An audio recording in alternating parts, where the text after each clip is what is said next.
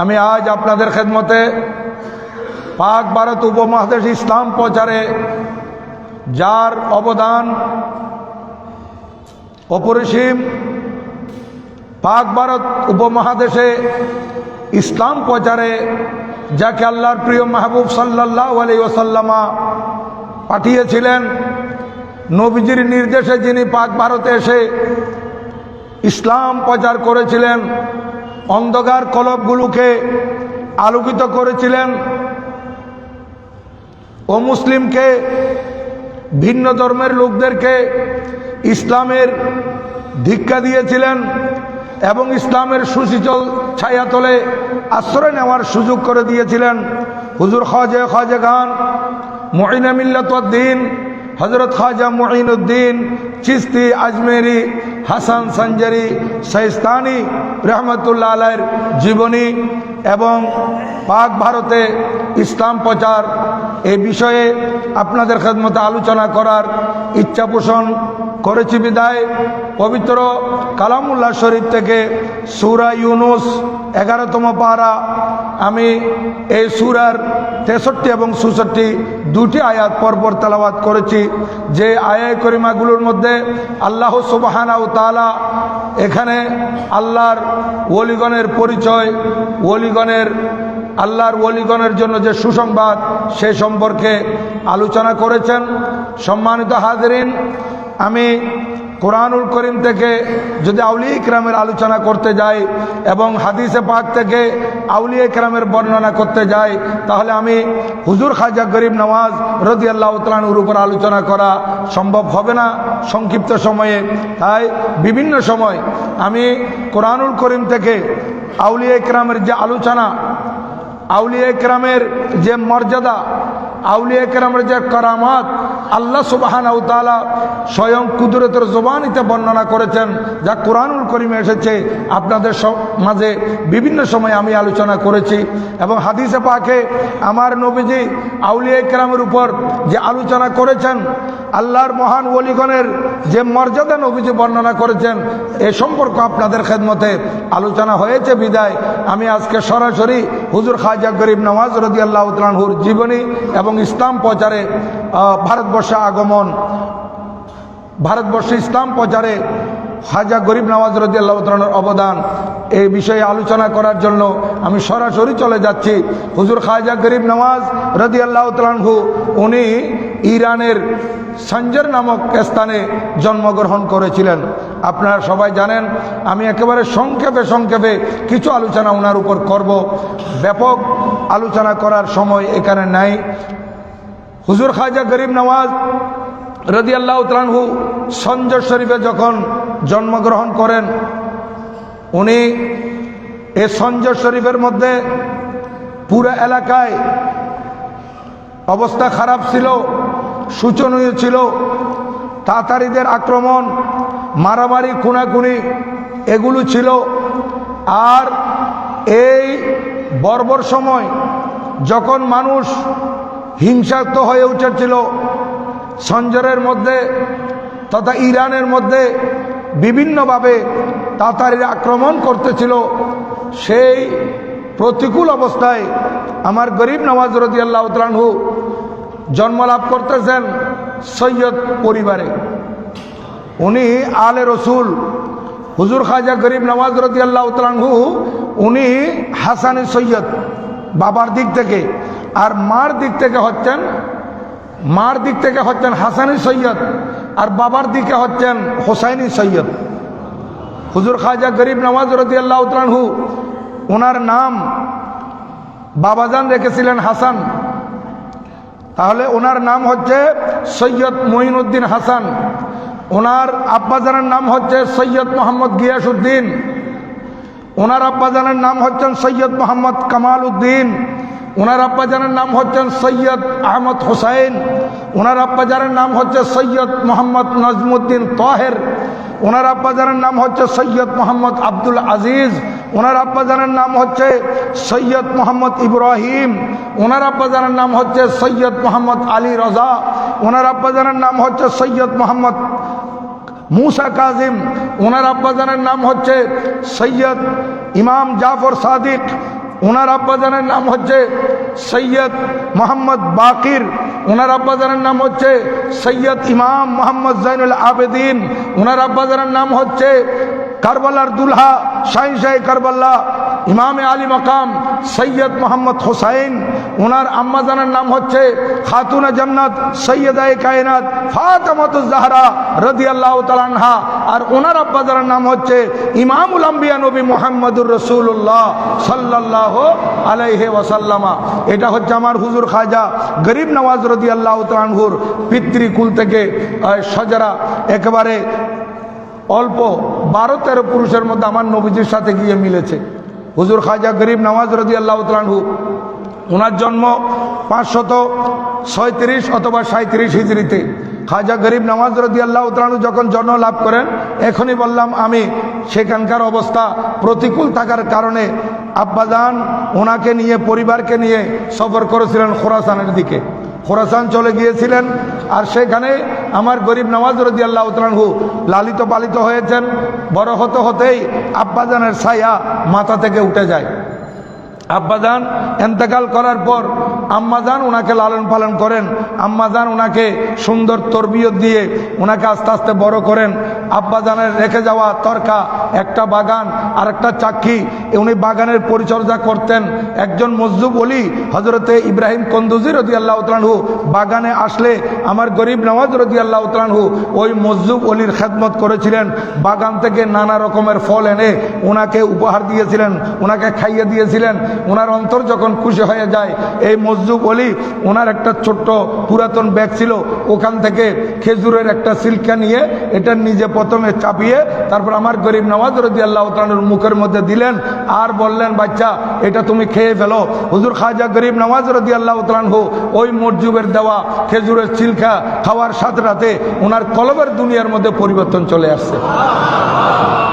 উনি বলতেছেন, আমার আল্লাহ সুবহানাহু ওয়া তাআলা আমাকে দুনিয়ার বাগানের খেদমত করার জন্য, দুনিয়ার বাগানের পরিচর্যা করার জন্য তো পাঠান নাই, আমাকে এই দুনিয়াতে আল্লাহ পাক সুবহানাহু ওয়া তাআলা পাঠিয়েছেন আল্লাহর পেয়ারা মাহবুব সাল্লাল্লাহু আলাইহি ওয়াসাল্লাম ইসলামের বাগান যেটা সাজিয়েছেন সেইটার খেদমত করার জন্য। তখন উনি আল্লাহু আকবার, ইয়া রাসূলুল্লাহ সাল্লাল্লাহু আলাইহি ওয়াসাল্লাম, ইয়া গোসল আজম দস্তগীর, জিন্দাবাদ জিন্দাবাদ জিন্দাবাদ।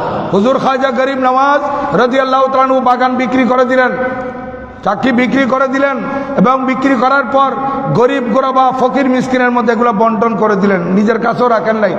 আম্মাজান থেকে অনুমতি নিয়ে উনি লেখাপড়ার জন্য বেরিয়ে গেলেন। উনি লেখাপড়া করতেছেন, লেখাপড়া করতে করতে উনি যখন বড় আলেম হয়ে গেলেন, ইলমে ফিকহ, ইলমে হাদিস, ইলমে তফসির, বিভিন্ন এই কোরআন হাদিস ফিকহ ফতোয়ার উপর যখন উনি পাণ্ডিত্য অর্জন করলেন, তখন উনি চিন্তা করলেন, এগুলো তো আমার কলবের মধ্যে পর্দা হয়ে থাকবে যতক্ষণ না পর্যন্ত আমি একজন পীর ও মুর্শিদের দরবারে যাব না, একজন পীর ও মুর্শিদের সোবতে যাব না, একজন পীর ও মুর্শিদের হক্কানি পীর ও মুর্শিদের হাতে বায়েত হব না, তখন আমার এগুলো এখানে পর্দা হয়ে থাকবে। আর আমার এগুলা এখানে খুলতে হলে, আলোকিত করতে হলে যথাযথ পীর ও মুর্শিদের হাতে বায়েত হতে হবে।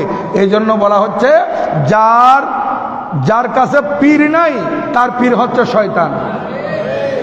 যার কাছে হক্কানি রব্বানি পীর নাই তার পীরকে শয়তান।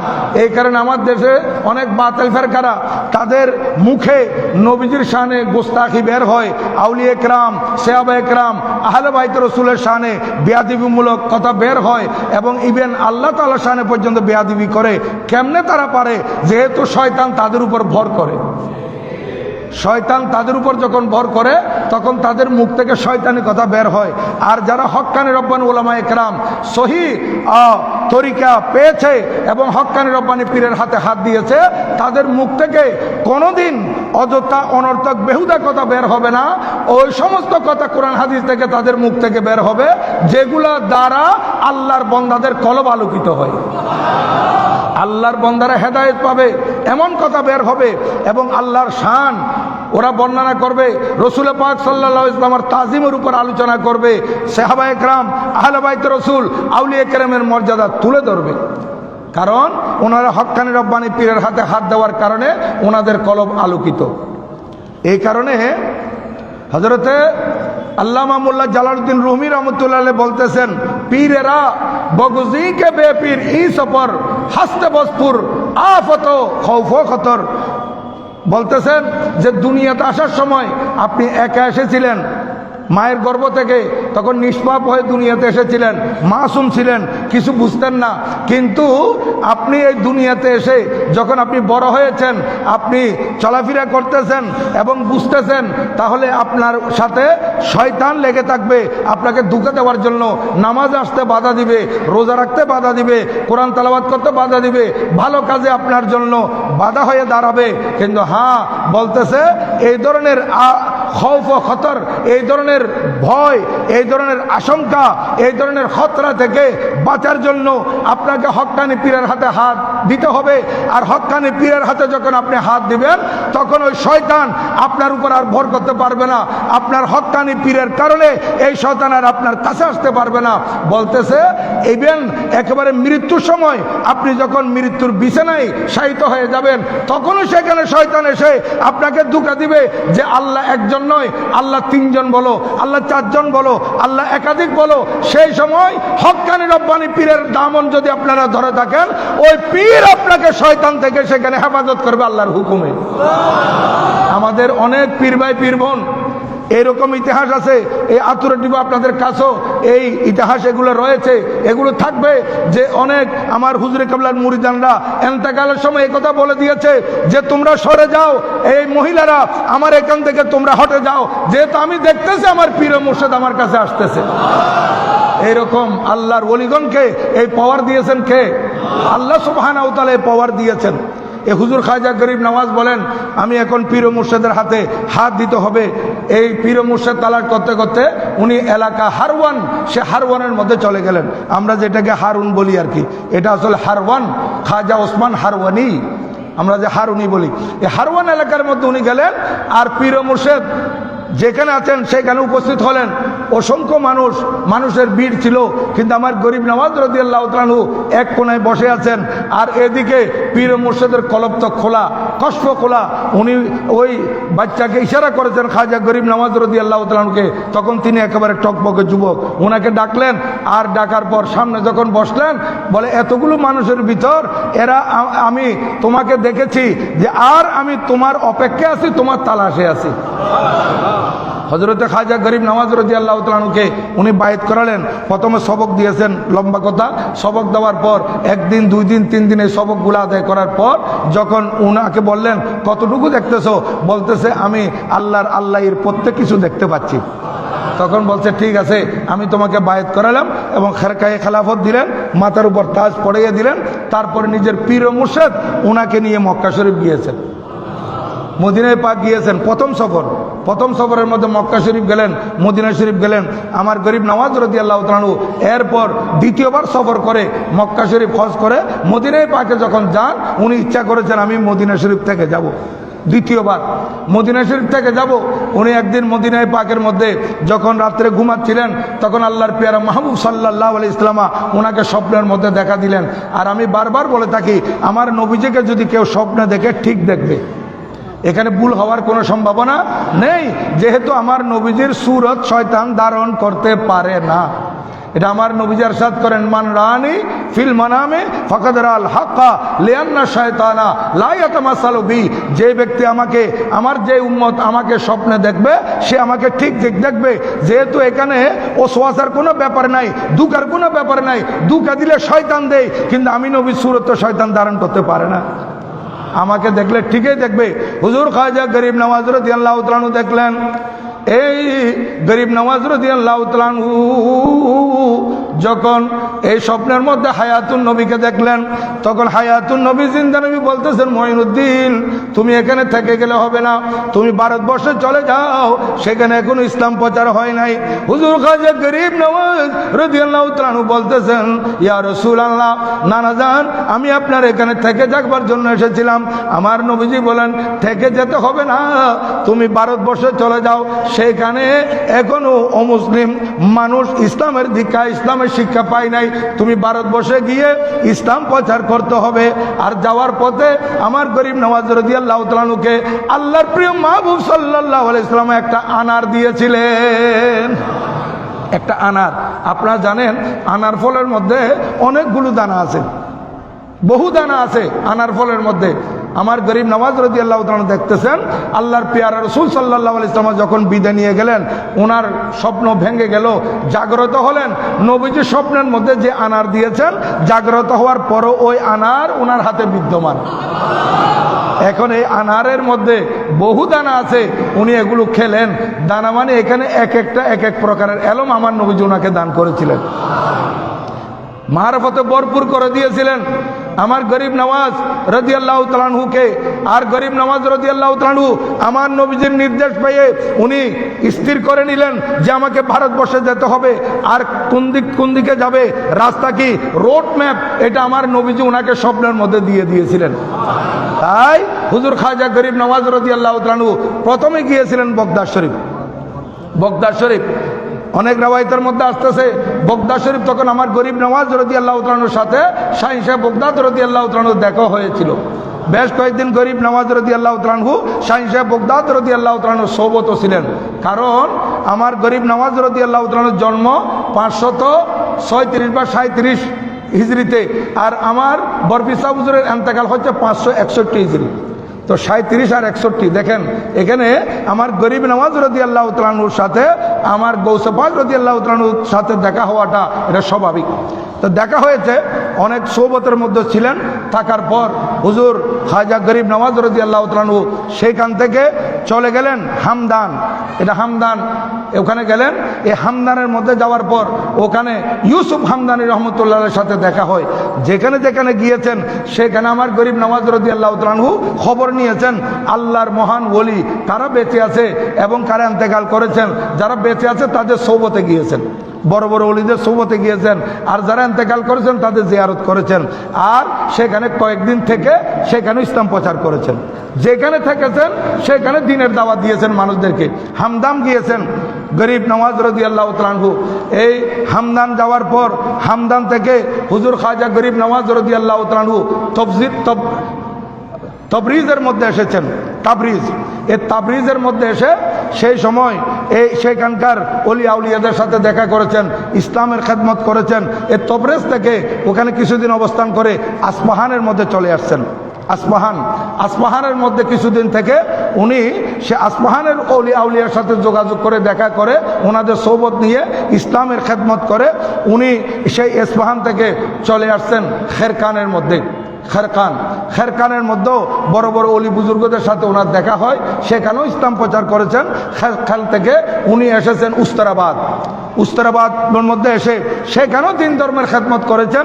উস্তরাবাদ থেকে আমার গরিব নওয়াজ রাদিয়াল্লাহু তাআলা আনহু এসেছেন হেরাতের মধ্যে। হেরাত একটা জায়গা, সেটা ইরানের মধ্যে পড়েছে।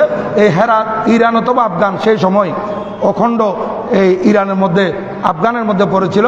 এই হেরাত থেকে খাজা গরিব নওয়াজ রাদিয়াল্লাহু তাআলা আনহু এসেছেন সবজওয়ার। তখন সবজওয়ারের মধ্যে হাকেম ছিলেন ইয়াদগারে মোহাম্মদ। সে নাস্তিক টাইপের লোক ছিল, ইয়াদগারে মোহাম্মদ। এবং আহলে বাইতে রসুল, এদের নাস্তিক হলো আহলে বাইতে রসুলের মহব্বতের দাবিদার ছিল এবং সাহাবায়ে কেরামের শানে গালমন্দ করত। এই কম বক্ত প্রথমে, পরবর্তীতে ভালো হয়ে গেছে আলহামদুলিল্লাহ।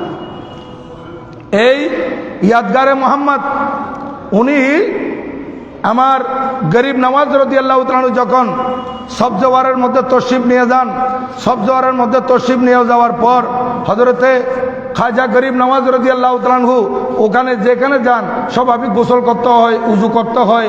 এখন উজু করার জন্য, গোসল করার জন্য উনি দেখলেন একটা বাগান, এই বাগানের মধ্যে একটা নহর আছে, একটা পুকুর আছে। উনি সেখানে গোসল করলেন, উজু করলেন, নামাজ পড়লেন। নামাজ পড়ার পর ওখানে এই বাগানের যারা মালি ছিল, খাদেম খদ্দাম ছিল, তারা বলতেছে এই ফকির দরবেশ আপনি এখান থেকে চলে যান, এখানে থাকতে পারবেন না। এখানে আমাদের যিনি হাকেম ইয়াদগারে মোহাম্মদ উনি আসবে, উনি আইসা এই বাগানের মধ্যে ঘুরেফিরে করবে, আপনাকে দেখলে আমাদের উপর রাগ করবে, আমাদেরকে মারধর করবে। উনি রাগী মানুষ, উনি সবসময় মদের নেশায় থাকে, উনি এই নেশাগ্রস্ত অবস্থায় আমাদের উপর আক্রমণ চালাবে, মারধর করবে, আপনি চলে যান।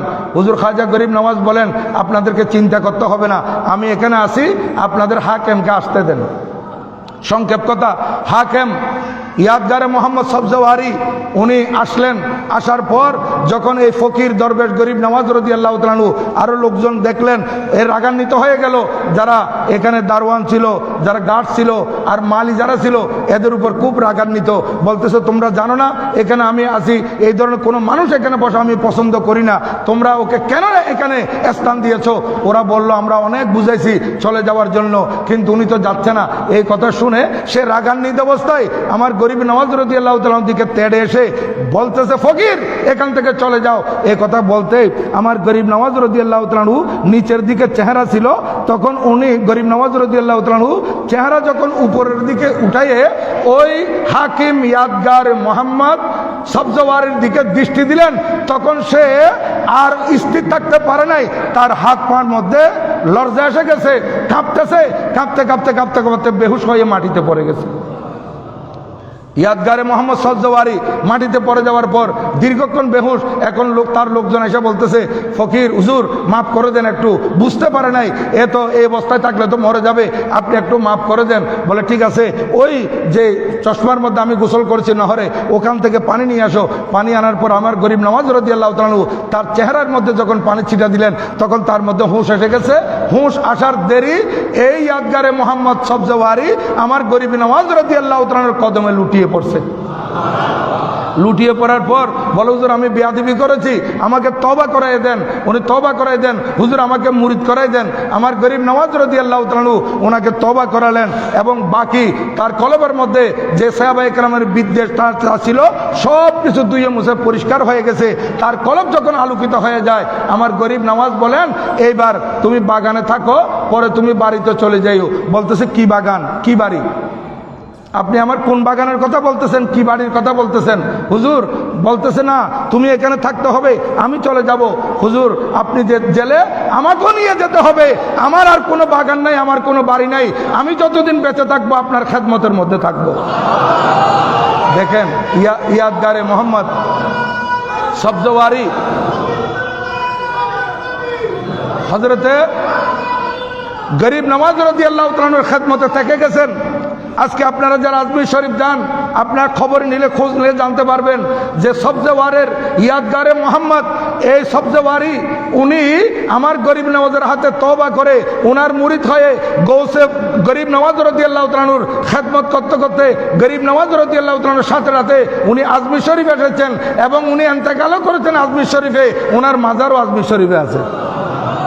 আমার গরিব নওয়াজ রাদিয়াল্লাহু তাআলা আনহু সে সবজওয়ার থেকে একটু সামনের দিকে অগ্রসর হয়ে বলখের মধ্যে গেলেন। সে বলখের মধ্যে আরেক ব্যক্তি হাকিম জিয়াউদ্দিন, ও এই শিয়া টাইপের ছিল, এবং আওলাদে রসুল এর বেশি ভক্তি দেখাতো, সাহাবায়ে কেরামের সামনে গালমন্দ করত।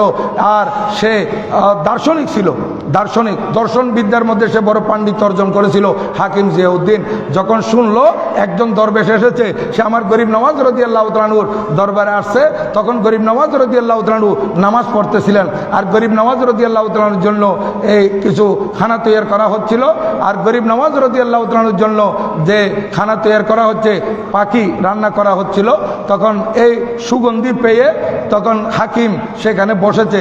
বসার পর হযরতে খাজা গরিব নওয়াজ রাদিয়াল্লাহু তাআলা আনহু এখানে দেখতেছেন এই হাকিম জিয়াউদ্দিন উনি বসে আছেন।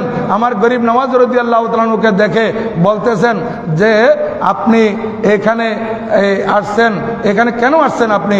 তখন হযরতে গরিব নওয়াজ রাদিয়াল্লাহু তাআলা আনহু ওনাকে বলতেছেন, আমি মদিনায়ে পাক থেকে আল্লাহর পেয়ারা মাহবুব সাল্লাল্লাহু আলাইহি ওয়াসাল্লামের নির্দেশে সফর করতে করতে এই পর্যন্ত এসেছি।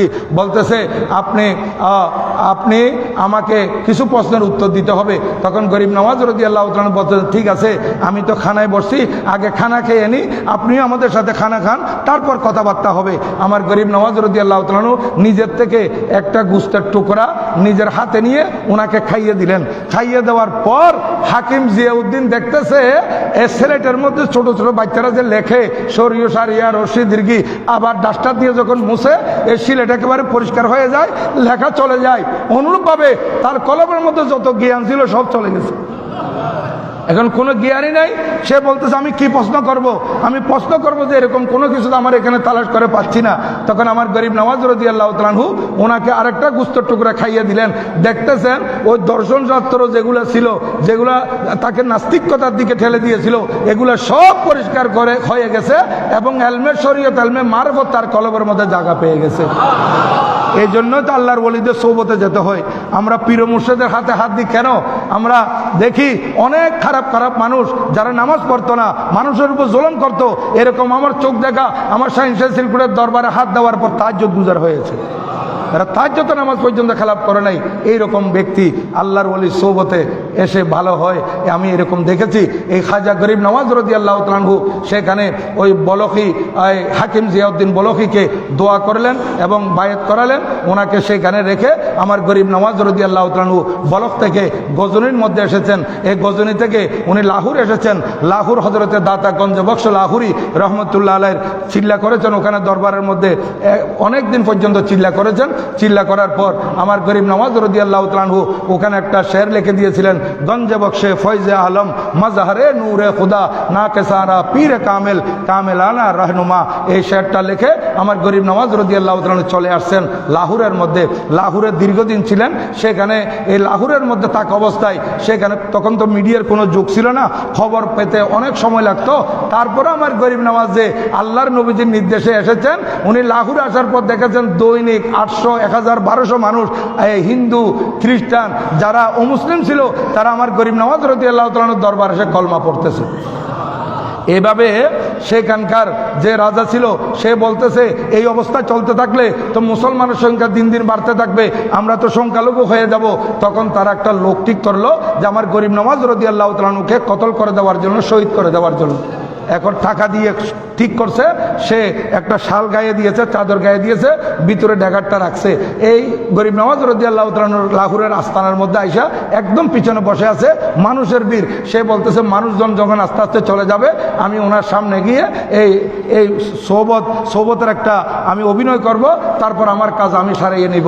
তখন আমার গরিব নওয়াজ দরবারে বসে আছে, এই বসে আছে, অপেক্ষায় আছে, মানুষজন গেলে আমার গরিব নওয়াজকে শহীদ করবে। আমার গরিব নওয়াজ এই মানুষের ভিতরে তাকে বললেন তুমি এদিকে আসো, তুমি তোমার কাজটা সেরে ফেলো, তুমি আসো আমার কাছে, তোমার কাজটা তুমি সেরে নাও। তখন আমার গরিব নওয়াজ এই কথা বলার পর হুজুর আমি কি কাজ সারবো, আমি কি কাজের জন্য আসছি, আমি আপনার দরবারে আসছি, আপনার সোহবত নেওয়ার জন্য আসছি, আমার কি কাজ?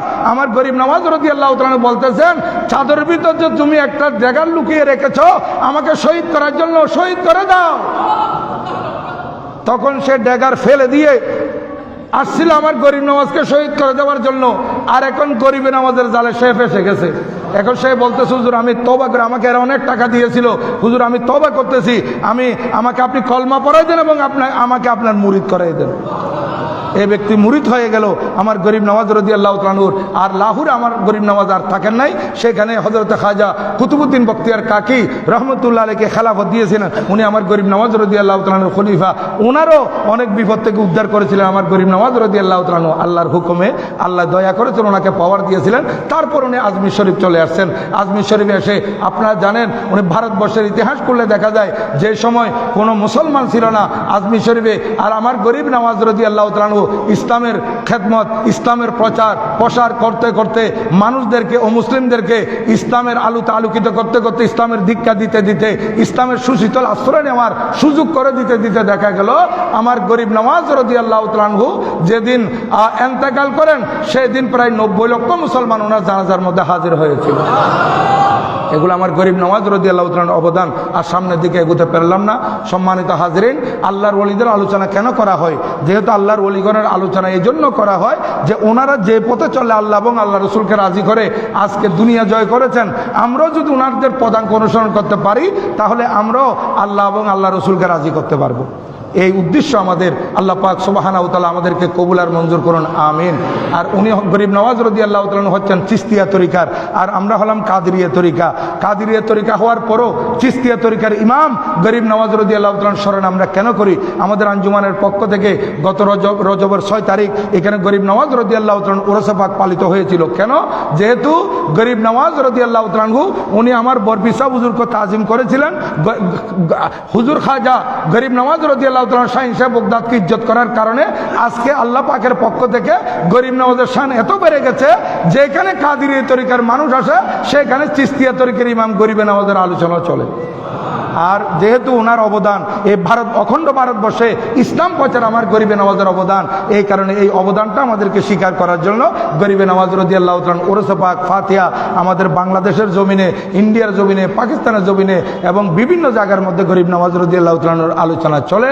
আল্লাহ পাক সুবহানাহু ওয়া তাআলা এই ওলিয়া আউলিয়াগণের সোহবত নেওয়ার এবং ওলিয়া আউলিয়াগণের জীবন কর্ম অনুসরণ করে আমাদের কলবকে আলোকিত করার এবং ওনাদের পদাঙ্ক অনুসরণ করে আল্লাহ এবং আল্লাহ রসুলকে রাজি করার আমাদেরকে তৌফিক দান করুন। সবাই বলুন আমিন। ওয়া মা আলাইনা ইল্লাল বালাগ। ওয়াসসালামু আলাইকুম ওয়া রাহমাতুল্লাহি ওয়া বারাকাতুহু।